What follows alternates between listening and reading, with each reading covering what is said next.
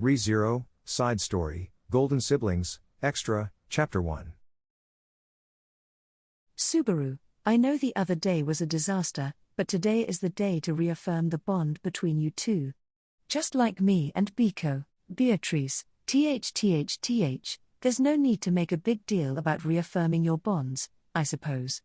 You can make an ordinary outing feel rainbow-colored. In fact, Subaru, ha ha ha, you cutie. Are you always in a rainbow mood with me?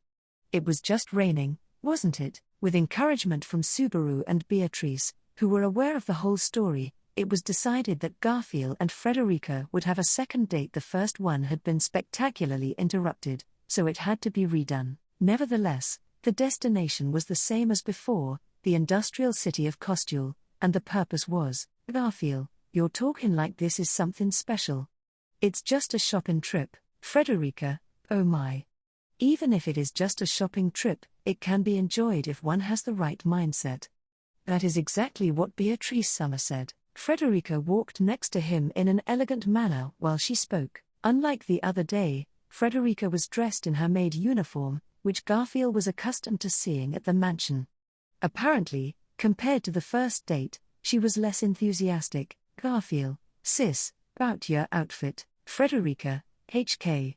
Should I have gotten dressed up after all? But I thought it would be a bother for you if I put all of my effort into it every time. Garfield, no. Just 'cause sis ain't all dolled up don't mean I have to say anything about it.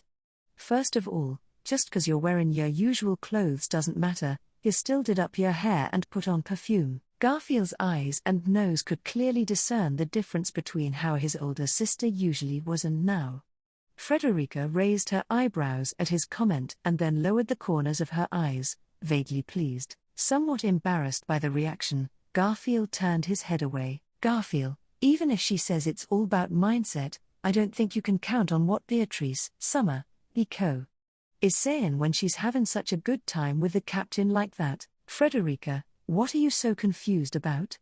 Please address her as Beatrice Summer out of respect. Garfield, I getcha, but... Garfield frowned as the taller Frederica scolded him from above. As his sister said, Beatrice was apparently older than Garfield and was also a great spirit. Garfield's position was that of a military officer in the Emilia camp.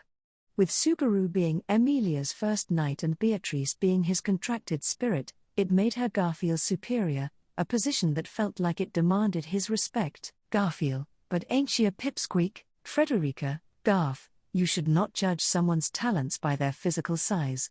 Even if she looks little and so adorable that you want to hug her, Beatrice Summer is still a powerful great spirit. Garfield, I don't think of her as being weak. Just that, Frederica, just that. What, Garfield, when she's with the captain, it ain't just how she looks that makes her small. Frederica, Frederica was rendered speechless upon being told that by Garfield.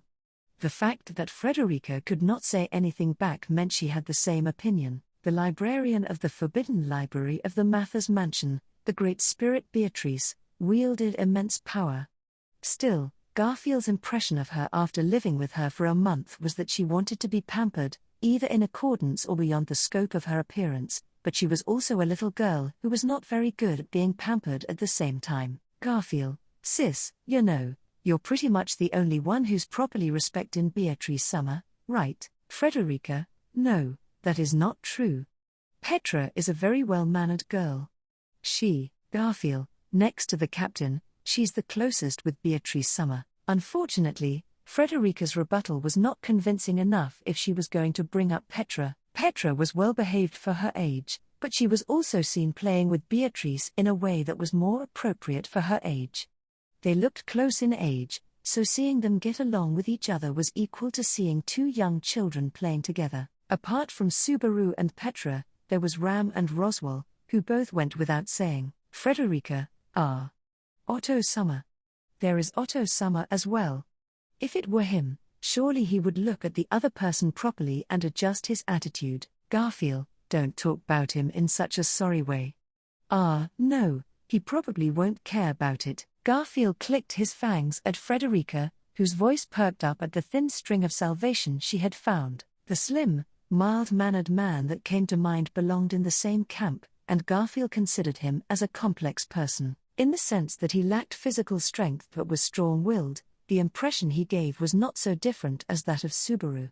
However, while Garfield sensed a red heat from Subaru, the heat Otto gave off was blue. To Garfield, who had never known the existence of this blue heat until their clash in the sanctuary, he could not deny the impression that Otto was an unknown entity and someone challenging to deal with. Because of this, he felt Frederica's statement was a bit crude, but he did not dispute it. In any case, Frederica, no, I have strayed from the main point. No matter what others do, we treat them with reverence and respect. That is our role. Garfield, you just went around in a circle and came back. I'll be careful. Frederica, yes, that is fine. Frederica nodded in satisfaction, but then she added, and also to the end of the exchange, Frederica, Garf, you stopped partway through your earlier conversation. You were saying something about my clothes, were you not? Garfield, you remembered? Frederica, they are the words of my precious little brother. Please do not underestimate my hearing or my memory. The older sister, proudly puffing out her chest and looking at him expectantly, urged him to continue the conversation. Garfield scratched his head roughly, wondering if it was really a big deal. Garfield, it ain't a big deal. You're dressed like ya were when I ran into ya, sis, for the first time in a long time. So, in my mind, ya look like that when I think of you now. Frederica, Garfield, it's just like Gregoroni's identical mornin'. It ain't like you have to get an answer out of me. With such high expectations, his response might have been a disappointment or made her feel as if he had dodged the question. As a rush of embarrassment took hold of Garfield, his sister placed her hand over her mouth. Then, Frederica narrowed her emerald green eyes, the same color as those of her sibling. Frederica, if you could do that to Ram as well, it would be a little less heartbreaking. Garfield, huh? Why did Ram's name come up there? And then, feeling unreasonably pitied, Garfield's voice cracked in a high pitch. Chapter 2.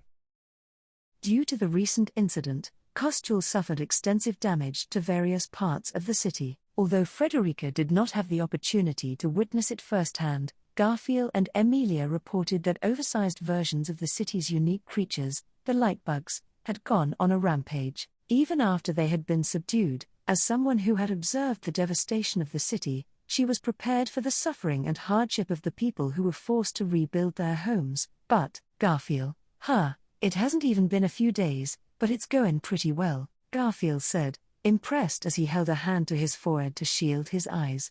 Frederica could not put her admiration on display as frankly as her brother, but she shared the same sentiment. When Frederica and Garfield arrived at the city, they were met with the city's main gate, which had been half destroyed the other day but had been repaired since then and was no longer in its previously saddening state. Naturally, during the reconstruction process, the restoration of everyday functions was prioritized, and everything else tended to take a backseat. The appearance of the city's main gate was no exception to this. The fact that its main gate had already been repaired.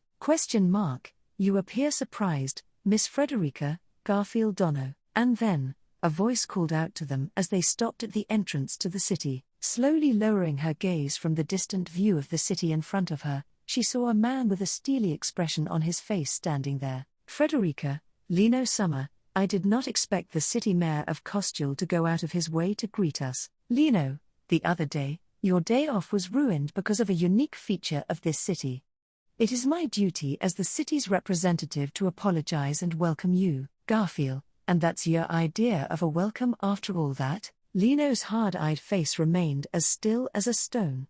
Upon hearing Garfield mumble out a comment regarding Lino's attitude, Frederica gave him a quiet garf, scolding him. Before Lino had a chance to become suspicious of the exchange between the siblings, Frederica, thank you so much for your thoughtfulness.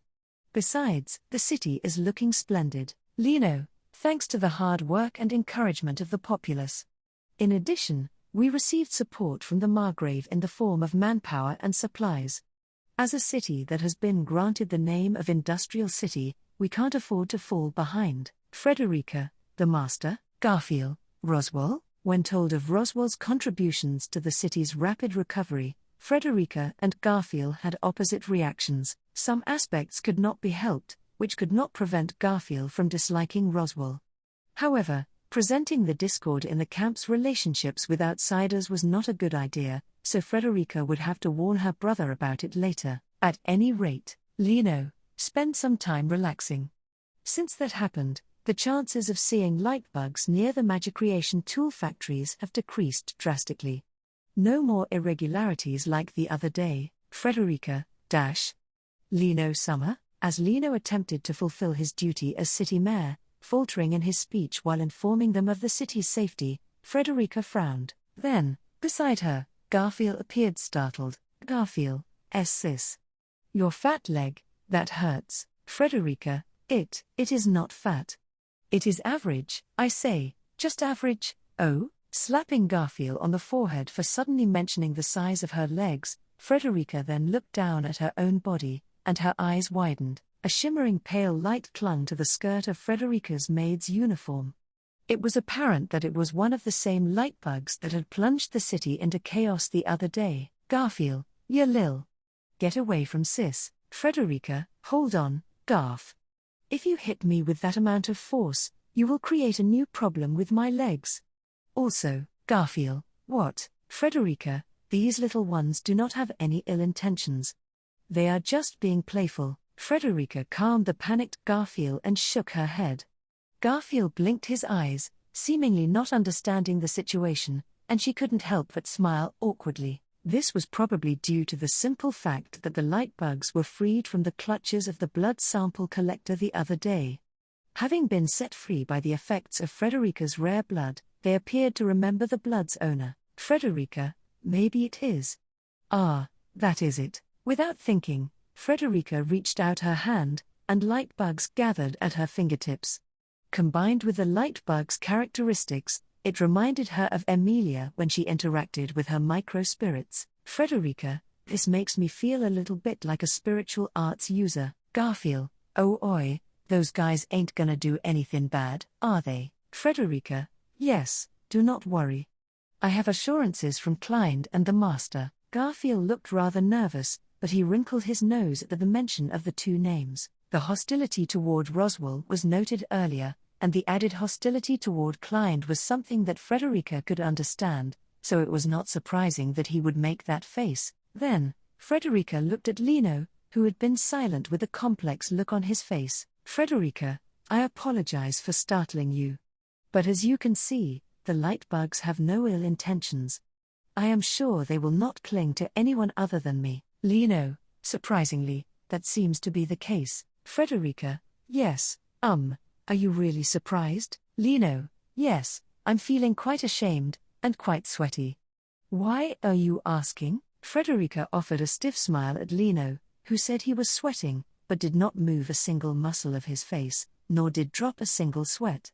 Her reaction was not noted, and Lino put his hand on his chin, his expression unchanged, exhaling as if he were pondering something. Lino, the light bugs have been successfully rendered harmless and subordinated. According to the craftsmen of the factories, the output of magic creation tools that caused the light bugs to go out of control was more than 4 times greater than during normal operation. Frederica, Lino Summer? Is something wrong? Your eyes seem a little. Lino, Miss Frederica. Frederica straightened her back with a yes as Lino unexpectedly called out her name after a bout of muttering to himself.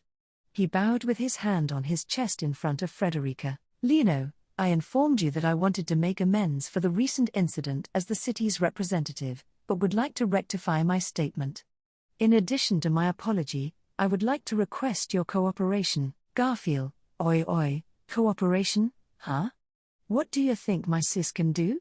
All she does is nothing more than a bit of housework at the mansion, nothing specky. Ow. Frederica, well, if it is okay, I want to hear what you say. Frederica nodded to Lino while tugging on the impudent Garfield's ear. Lino seemed satisfied with the answer no, nothing had changed in his expression. He just nodded back. As it was, he indicated with his hand to the light bugs that clung to Frederica's body. Lino, if you are capable of having the light bugs heed you, we would like to ask you to lend a hand to the craftsmen in the factories.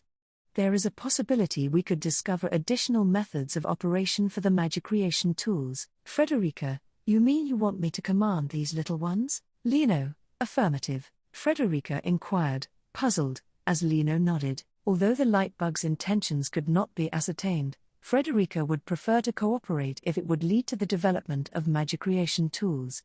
Having said that, today Frederica was in the middle of rearranging her date with Garfield, and their contributions to Roswell would also be significant. Naturally, there would be pushback from Garfield. Garfield, well, why not? However, Frederica's concerns were denied by Garfield himself. Frederica's eyes widened in surprise, and Garfield scratched his ear with a finger. Garfield, it's like Ibian would rather pick ears of wheat than gamble.